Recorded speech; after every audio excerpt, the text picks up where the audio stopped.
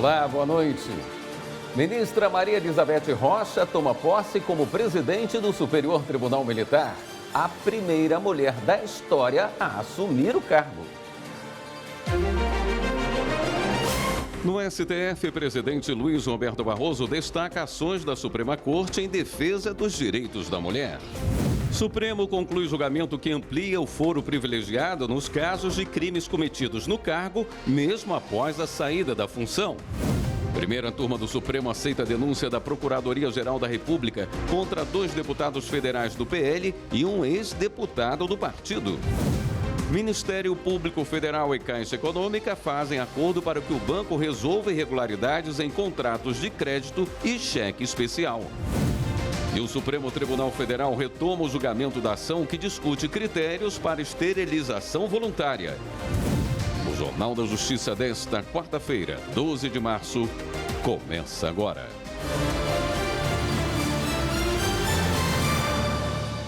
O plenário do Supremo Tribunal Federal retoma a discussão sobre a restrição de idade para que as pessoas possam realizar procedimentos de esterilização voluntária.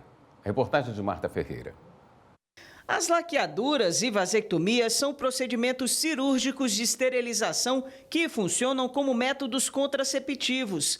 Atualmente, a lei só permite que mulheres e homens façam esses procedimentos caso tenham no mínimo 21 anos ou 2 filhos vivos, além de capacidade civil plena para cumprir de forma autônoma seus direitos e deveres como cidadão.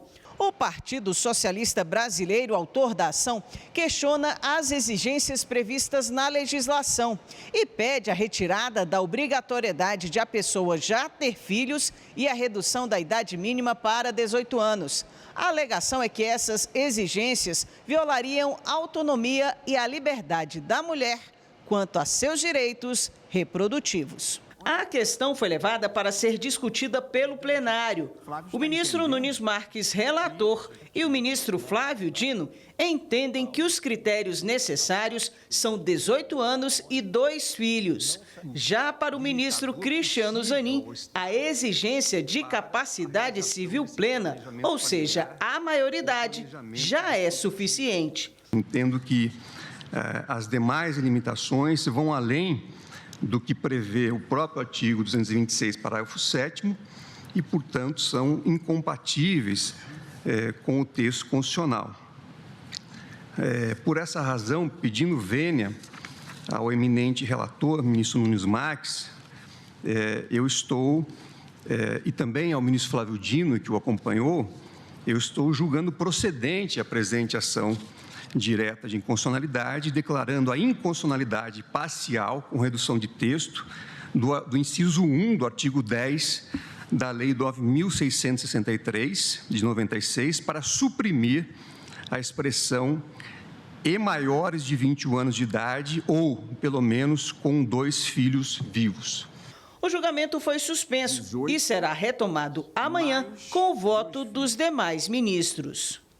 Na abertura da sessão, o presidente do STF, o ministro Luiz Roberto Barroso, lembrou a passagem do Dia Internacional da Mulher e destacou as contribuições do Supremo para as recentes conquistas dos direitos das mulheres no país. Aqui no Supremo Tribunal Federal, temos, felizmente, dado a nossa contribuição valiosa para essa matéria, com decisões como a da antecipação terapêutica do parto, no caso de anencefalia, uma decisão de 2012, a licença maternidade para a mãe adotante, que nós decidimos aqui no Supremo, a omissão na regulamentação da licença paternidade, assinando um prazo para que o Congresso supra a omissão, a não incidência de contribuição previdenciária sobre o salário maternidade, acabamos com as limitações que os editais e a legislação impunham ao acesso de mulheres à Polícia Militar e ao Corpo de Bombeiros. Aqui decidimos que o financiamento das campanhas femininas deveriam ter recursos do mínimo correspondentes ao percentual de mulheres candidatas e, portanto, o mínimo sendo 30%. Declaramos a constitucionalidade da Lei Maria da Penha, declaramos a inconstitucionalidade da legítima defesa da honra nos casos de feminicídio em que se procurava transferir a culpa para a mulher. Consideramos uma decisão da ministra Carmen Lúcia, hoje a única mulher a integrar esse tribunal, a proibição da desqualificação da vida pretérita da mulher quando sofresse violência sexual e a igualdade das mulheres não casadas, mas companheiras, com as esposas no caso de sucessão. Todas essas conquistas, inclusive as que vieram por decisão judicial, dependem, no entanto, e dependeram, no entanto, da mobilização das mulheres. É um movimento social que empurra a história e não os tribunais. Nós apenas procuramos identificar e captar o espírito do tempo para promovermos essa equidade de gênero. O Superior Tribunal de Justiça, em comemoração ao mês da mulher, promoveu uma mesa redonda sobre a participação feminina na Corte. Repórter Jafer Araújo. Ministras, servidoras e colaboradoras reunidas em prol do Dia Internacional da Mulher, comemorado no dia 8 de março. A mesa redonda Participação Feminina no STJ, Trajetórias e Conquistas, compartilhou experiências profissionais e pessoais de mulheres que compõem o STJ, destacando os desafios e as conquistas ao longo dos anos. A abertura do evento foi feita pelo presidente do STJ, ministro Herman Benjamin. Eu gostaria, em primeiro lugar, de dar as boas-vindas a todas e todos que participam deste evento, que para nós do STJ é muito importante, comemorando as grandes contribuições das mulheres na prestação jurisdicional do Superior Tribunal de Justiça. O vice-presidente do STJ, ministro Luiz Felipe Salomão, falou em seguida. Essas histórias que vão ser aqui contadas pela perspectiva do STJ é revivida a cada vez que outras mulheres assumem posições de liderança na magistratura e dentro do Poder Judiciário. Essa trajetória está sendo construída a cada passo e está longe de ser concluída. A conversa foi mediada pela jornalista Carla Lucena, da TV Globo. O painel contou com a participação das ministras Nancy Andrighi, Daniela Teixeira e da ministra aposentada Eliana Calmon. Eu, nos 14 anos e meio que estive aqui no STJ, todas as vezes que eu entrava na garagem e que via o meu nome escrito, ministra Eliana Calmon, na parede onde ficava o carro oficial, eu dizia o seguinte: eu tenho a responsabilidade de carregar sobre os meus ombros o fato de ter sido a primeira. Eu não posso errar, porque atrás de mim precisa vir muita gente. A minha chegada aqui foi muito mais leve e foi muito segura, porque eu tinha a mão da Eliana me segurando. E eu já cheguei de mãos dadas com uma fortaleza. Então, para mim, foi muito fácil. Essa é a nossa função aqui, é mostrar que a gente dá conta, que a gente consegue. A gente não quer o reconhecimento, a gente quer abrir a porta para as próximas. Também representaram as servidoras, a assessora-chefe da Assessoria de Apoio a Julgamentos Colegiados, Vânia Soares, e a secretária de Auditoria Interna, Ana Paula Santana. Nós somos muito capazes e a gente tem um olhar diferenciado para todas as coisas. Desde 2020, a gente tem mais de 50% de mulheres no nosso corpo, na nossa força de trabalho. A ministra Maria Tereza de Assis Moura encerrou o evento. As mulheres que aqui estão, tenho certeza, elas se inspiram nas mulheres que elas poderão ser e se espelham, e têm certeza de que elas poderão ser e poder mais cada vez. Foi tudo muito inspirador, né? Para a gente poder colocar em pauta a questão de gênero, a gente precisa de ter histórias reais, a gente precisa de ter diversidade, a gente precisa de ter inclusão. O Supremo Tribunal Federal, em plenário virtual, concluiu o julgamento que ampliou o foro privilegiado nos casos de crimes cometidos no cargo e em razão dele, mesmo após a saída da função. Repórter Evne Araújo. A maioria dos ministros do Supremo votou pela fixação da seguinte tese: A prerrogativa de foro para julgamento de crimes praticados no cargo e em razão das funções subsiste mesmo após o afastamento do cargo, ainda que o inquérito ou a ação penal sejam iniciados depois de cessado seu exercício. Na prática, isso quer dizer que investigações no Supremo contra autoridades que tenham relação com o mandato ou a função do político vão continuar sob a análise do tribunal, mesmo depois do fim dos mandatos dos envolvidos, renúncia ou cassação. A definição da tese ocorreu no julgamento de 2 casos, um habeas corpus do senador Zequinha Marinho, do Podemos, e um inquérito contra a ex-senadora Rose de Freitas, do MDB. O objetivo era saber se os processos continuariam sendo analisados pelo STF ou se deveriam ser remetidos à primeira instância. A análise do tema começou em abril do ano passado, mas foi suspensa 2 vezes, com pedidos dos ministros de mais tempo para avaliar os casos. Prevaleceu no julgamento o voto do relator, ministro Gilmar Mendes. O decano do STF ponderou, entre outros pontos, que manter os casos na corte é uma forma de impedir que influências políticas atinjam as decisões judiciais. O ministro destacou que, se o propósito da prerrogativa é garantir a tranquilidade necessária para que o agente possa agir com brio e destemor e tomar decisões, por vezes impopulares, não convém que, ao se desligar do cargo, as ações penais contra ele passem a tramitar no órgão singular da Justiça Local, e não mais do colegiado que, segundo o legislador, reúne mais condições de resistir a pressões indevidas. A aplicação da tese aos processos em curso deve ser imediata, com a ressalva dos atos praticados pelo STF e pelos demais juízos, com base na jurisprudência anterior. O presidente do Supremo Tribunal Federal, ministro Luiz Roberto Barroso, recebeu nesta quarta-feira o professor G. Marcos Cole, reitor da Universidade de Notre Dame dos Estados Unidos, no evento Democracia, Direitos Fundamentais e o Papel das Cortes Supremas. Repórter Carolina Chaves acompanhou.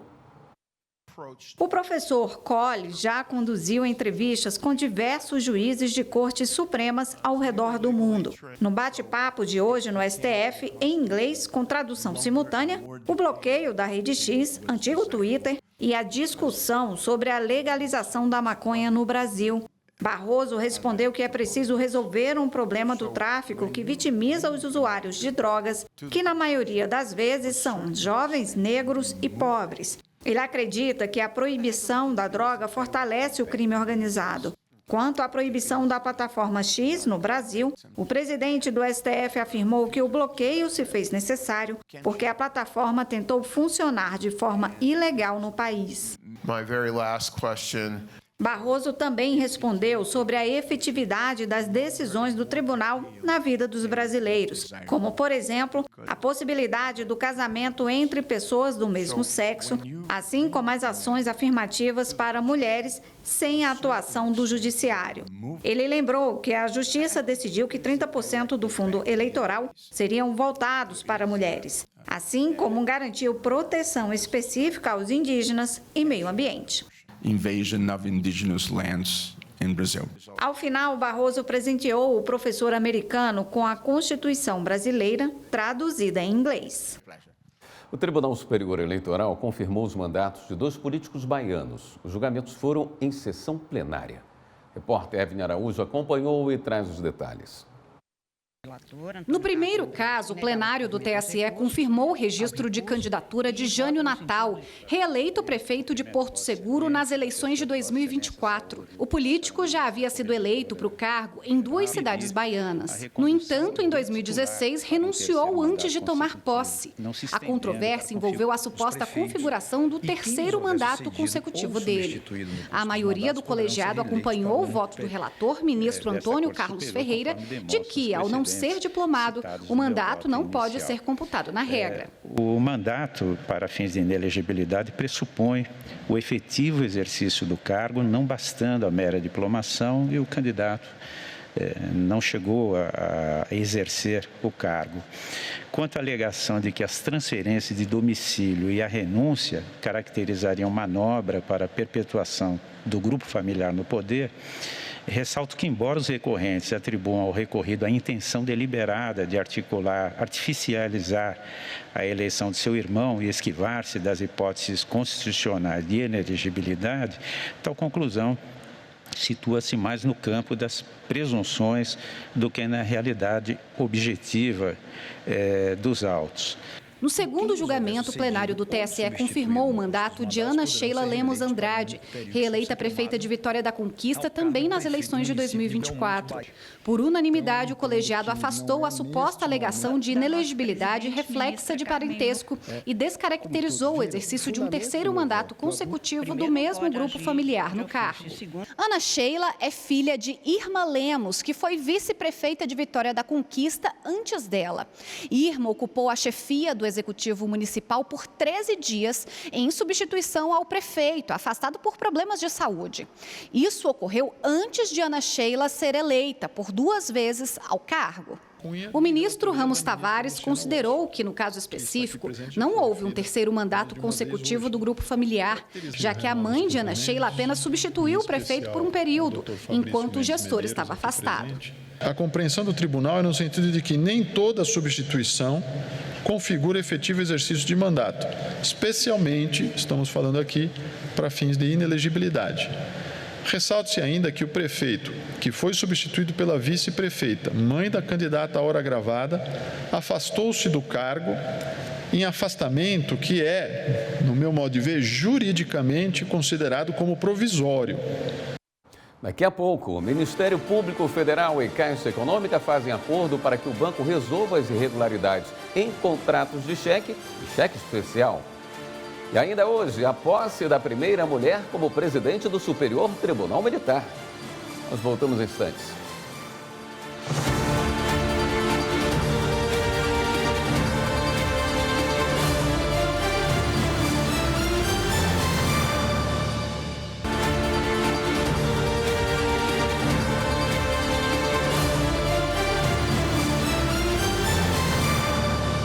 O Ministério Público Federal e a Caixa Econômica Federal fizeram um acordo para que o banco resolva as irregularidades encontradas nos contratos de crédito e cheque especial. Repórter Márcio Fontinelli. Para finalizar a ação judicial contra a Caixa Econômica Federal, o Ministério Público Federal aceitou firmar um acordo com o banco em que as cláusulas consideradas abusivas nos contratos de crédito rotativo, incluindo os do cheque especial, sejam retiradas. Todo o processo durou 8 anos. Nele, o MPF questionou iniciativas da Caixa como alterar os limites sem comunicar ou sem a autorização dos correntistas. Os ministros devem analisar na sessão desta quinta-feira 2 embargos que pedem esclarecimento sobre o prazo para aplicar mudanças nas regras que tratam das sobras eleitorais. Repórter Carolina Chaves explica o que está em discussão. As sobras eleitorais são vagas que não foram preenchidas pela aplicação do chamado quociente eleitoral, uma forma usada para preencher os chamados cargos proporcionais, que são os vereadores e deputados estaduais, distritais e federais. O quociente eleitoral é o resultado da divisão do número de votos válidos para determinado cargo pelo número de vagas que devem ser preenchidas. Para saber quantas vagas cada partido ou federação terá, é feita a divisão do número de votos que a legenda recebeu pelo quociente eleitoral. Quando a divisão não é exata, as vagas restantes são chamadas de sobra eleitoral, que depois são redistribuídas. Em 2021, o Congresso e o TSE mudaram as normas e estabeleceram que, para participar da divisão dessa sobra eleitoral, os partidos deveriam ter alcançado pelo menos 80% do quociente eleitoral e os candidatos 20%. Em fevereiro do ano passado, o STF considerou a restrição inconstitucional e invalidou a norma. Os ministros decidiram, no entanto, aplicar o princípio da anualidade, que determina que uma mudança nas regras só pode ser feita com ao menos 1 ano de antecedência das eleições. Esse entendimento foi questionado por alguns partidos porque querem que o fim da restrição seja aplicado para as eleições de 2022. São 2 embargos de declaração. Os partidos Socialista Brasileiro, Podemos e Rede Sustentabilidade alegam que o quórum para modular os efeitos de uma decisão deveria ser de 2/3 dos ministros e não a maioria simples. Segundo as legendas, essa exigência não foi cumprida porque o placar da votação no plenário foi de 6 votos a 5. Os embargos começaram a ser analisados em plenário virtual, mas com o pedido de destaque do ministro André Mendonça, o tema será reiniciado no plenário físico. Se os ministros decidirem que a mudança vale para 2022, pelo menos 7 deputados federais vão perder o mandato e serão substituídos por indicados de outros partidos. A primeira turma do Supremo Tribunal Federal aceitou por unanimidade a denúncia da Procuradoria-Geral da República contra os deputados federais Josimar Maranhãozinho, Pastor Gil e o ex-deputado Bosco Costa, todos do PL. Eles são acusados de cobrar propina para destinar recursos ao município de São José de Ribamar, no Maranhão, por meio de emendas parlamentares. Regina Souza. A decisão foi tomada em sessão virtual encerrada nesta terça-feira. Os parlamentares vão responder por corrupção passiva e participação em organização criminosa. A denúncia também atinge outras 4 pessoas suspeitas de intermediar a propina. Segundo a denúncia, em 2020, os deputados pediram ao então prefeito José Eudes Sampaio Nunes R$1.600.000, cerca de 25% dos R$6.670.000 das emendas como contrapartida. A investigação começou após a denúncia do ex-prefeito, que relatou as pressões e intimidações. A PGR aponta Josimar Maranhãozinho como líder do esquema, responsável pelo controle das emendas. Conversas e documentos reforçam a suspeita de que a organização negociava esses recursos. Os acusados alegaram falta de provas e questionaram a competência do STF. O relator, ministro Cristiano Zanin, rejeitou os argumentos e afirmou que há indícios suficientes para abrir ação penal.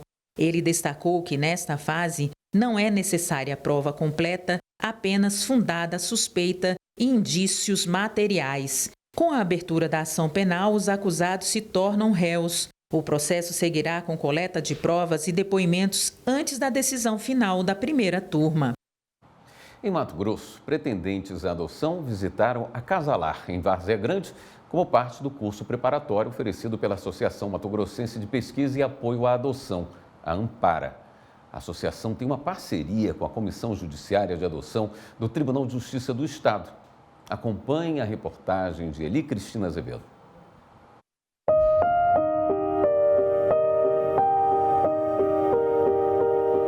O pré-natal é um acompanhamento que visa garantir o desenvolvimento saudável da gestante e do bebê.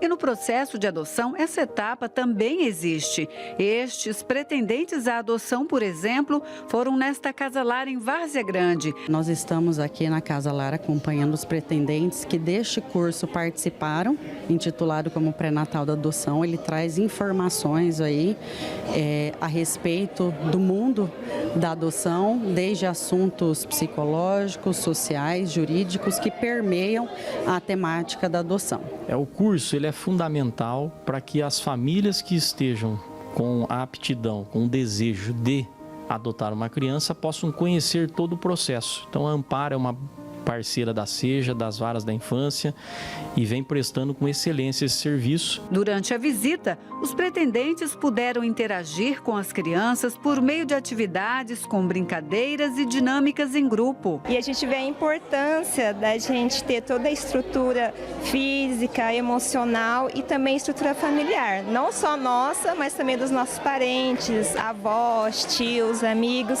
e também do nosso local de trabalho para acolher essa criança, né? O curso ele é uma preparação importante para a gente que quer, adotar uma criança.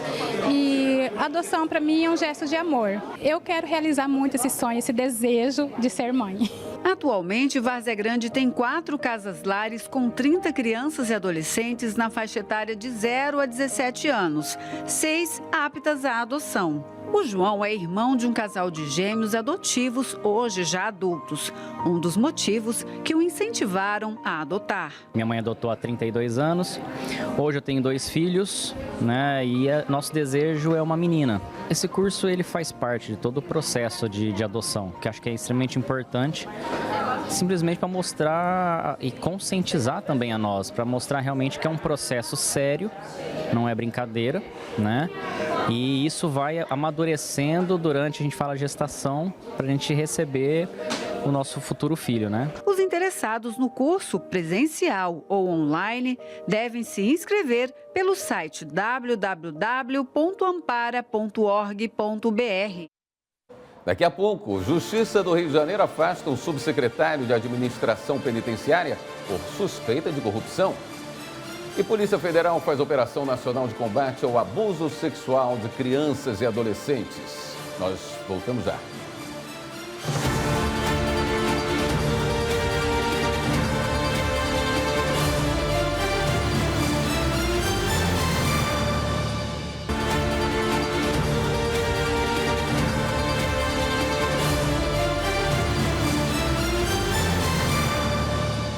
O ministro do STF, Alexandre de Moraes, encaminhou à Procuradoria-Geral da República as defesas dos denunciados do chamado Núcleo 2 por tentativa de golpe de Estado, entre outros crimes.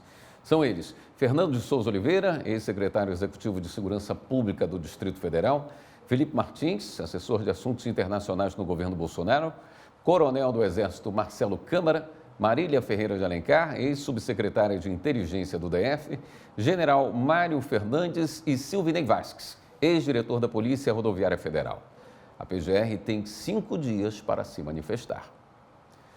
Justiça do Rio de Janeiro afastou um subsecretário da Secretaria de Administração Penitenciária por suspeita de corrupção. Polícia Federal faz operação contra o desvio de máquinas agrícolas no Departamento Nacional de Obras contra as Secas da Bahia. IPF faz operação nacional de combate ao abuso sexual de crianças e adolescentes. Vamos conferir. Para combater crimes cibernéticos que violam a dignidade sexual de crianças e adolescentes, a Polícia Federal cumpriu 72 mandados de busca e apreensão em 22 estados. Foram presas preventivamente 6 pessoas e 24 em flagrante. A PF alerta aos pais e responsáveis sobre a importância de monitorar e orientar os filhos para evitar abusos sexuais. A Justiça do Rio de Janeiro afastou o subsecretário de Tratamento Penitenciário, Lúcio Flávio Correia Alves, e os inspetores Tiago Franco Lopes, Alexandro dos Santos Rosa e Márcio Santos Ferreira por corrupção ativa e passiva e concussão, que é um dos crimes praticados por funcionário público contra a administração.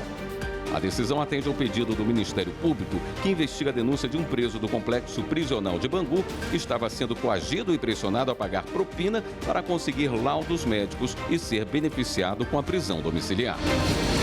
Na Bahia, a Polícia Federal investiga o desvio de máquinas e implementos agrícolas de 2019 a 2021 do pátio da Coordenação Estadual do Departamento Nacional de Obras contra as Secas. A PF cumpriu 9 mandados de busca e apreensão em 3 cidades baianas. Os investigados vão responder pelos crimes de peculato, organização criminosa, falsidade ideológica e lavagem de dinheiro. Daqui a pouco, o STJ promove seminário para mostrar a experiência do judiciário no Japão e nos Estados Unidos. E Justiça de São Paulo suspende privatização de escolas estaduais. Nós voltamos em instantes.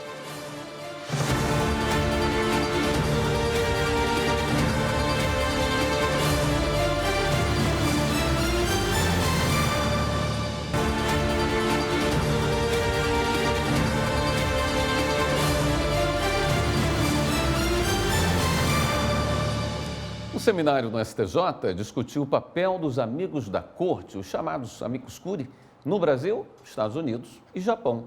Acompanhe na reportagem de Marina Campos. As experiências japonesas e norte-americanas em julgamentos que contam com a participação do amicus curiae foi o tema do seminário organizado pelo ministro do STJ, Ricardo Vilas Boas Cueva. O presidente da corte, ministro Herman Benjamin, esteve na abertura do evento.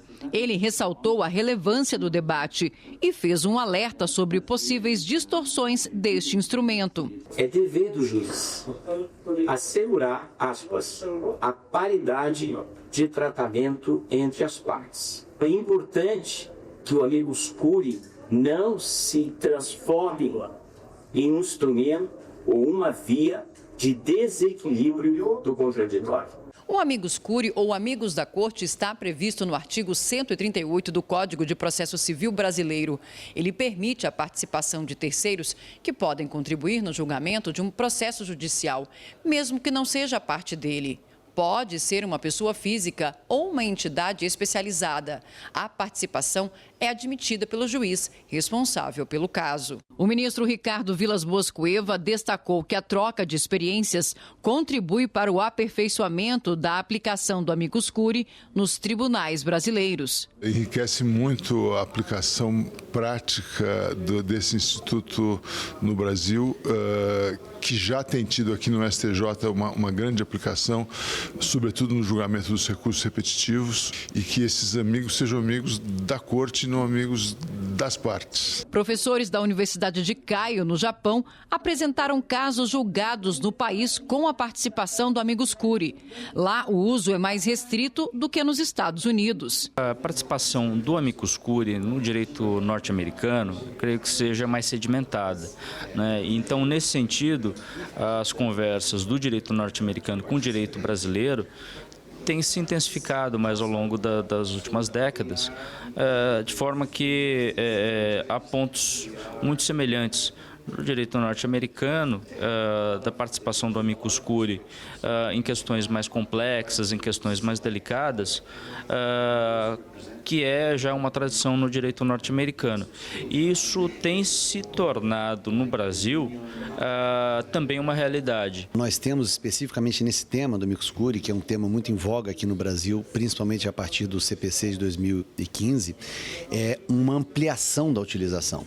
Então, olharmos a experiência americana, que é onde tudo isso começou, e a experiência japonesa, que é uma experiência mais recente, mas é uma experiência muito regulamentada. Então é importante para a gente ver o que nós podemos de lá pegar. O evento completo pode ser assistido no canal do STJ no YouTube. A Justiça de São Paulo suspendeu a privatização de escolas estaduais. O repórter João Pedro Melo traz os detalhes. A decisão do Tribunal de Justiça de São Paulo anula os 2 leilões que já foram feitos no ano passado pelo governo paulista para a entrega de 33 unidades de ensino à iniciativa privada pelos próximos 25 anos. Na medida, o juiz Manuel Fonseca Pires aponta que a concessão propõe uma artificial divisão entre a gestão do espaço físico escolar e a atividade desenvolvida em sala de aula. A suspensão foi pedida pelo Sindicato dos Professores do Ensino Oficial do Estado de São Paulo, com a argumentação de que o decreto violava a Constituição. O processo também destaca que, entre os alicerces estabelecidos pela União Federal, não está a possibilidade de terceirização do ensino público. Com a medida, o governo do estado de São Paulo pretendia conceder à iniciativa privada atividades como a manutenção predial, a alimentação escolar, a jardinagem, a limpeza e a segurança, ficando somente com a responsabilidade direta sobre a parte pedagógica. Pela primeira vez, o Superior Tribunal Militar tem uma mulher na presidência. A ministra Maria Elizabeth Rocha tomou posse na tarde de hoje. A vice-presidência da Corte será ocupada pelo ministro Francisco Joseli Parente Camilo. A solenidade foi no Teatro Nacional de Brasília. Confira os detalhes na reportagem de Judite Aragão. Em 217 anos de história, esta é a primeira vez que o Superior Tribunal Militar elege uma mulher para presidir a Corte. Maria Elizabeth Rocha é a única magistrada entre os 15 ministros civis e militares que integram o STM. A cerimônia contou com a presença de autoridades, entre elas o presidente da República, Luiz Inácio Lula da Silva, o presidente do Supremo Tribunal Federal, ministro Luiz Roberto Barroso, o presidente do Senado Federal, Davi Alcolumbre, e da Câmara dos Deputados, Hugo Mota. Nomeada para o cargo de ministra em 2007 pelo presidente Lula, pela vaga destinada à advocacia, a presidente tem como prioridade aprovar no Congresso Nacional uma proposta de emenda à Constituição que autorize a Corte Militar a integrar o Conselho Nacional de Justiça. Ela também se compromete a promover ações de transparência e modernização, com defesa da democracia e apoio à diversidade e inclusão. Longo é o caminho para a construção de um país livre de constrangimentos e asfixias sociais. Conviver em uma sociedade na qual sejam superadas todas as formas de discriminação e opressão é um ideal civilizatório de convivência entre humanos que reconhece talentos sem estereotipá-los com pré-concebidas concepções sobre as representações de cada qual na comunidade política. cumpre-me clamar a adoção de programas de gestão fundados no reconhecimento e na ampliação dos direitos civis que privilegiem modos de ser e de viver distintos dos padrões androcêntricos.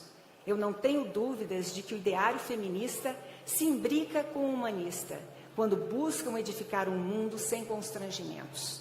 Um mundo que não afeta só as mulheres binárias, cisgêneros, hétero ou homossexuais, porque o gênero feminino não é sinônimo de sexagem.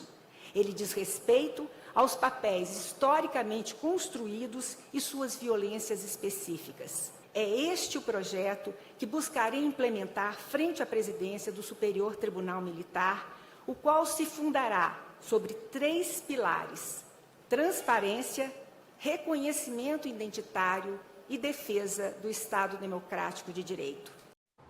Esta edição do Jornal da Justiça fica por aqui. Uma boa noite. Até amanhã.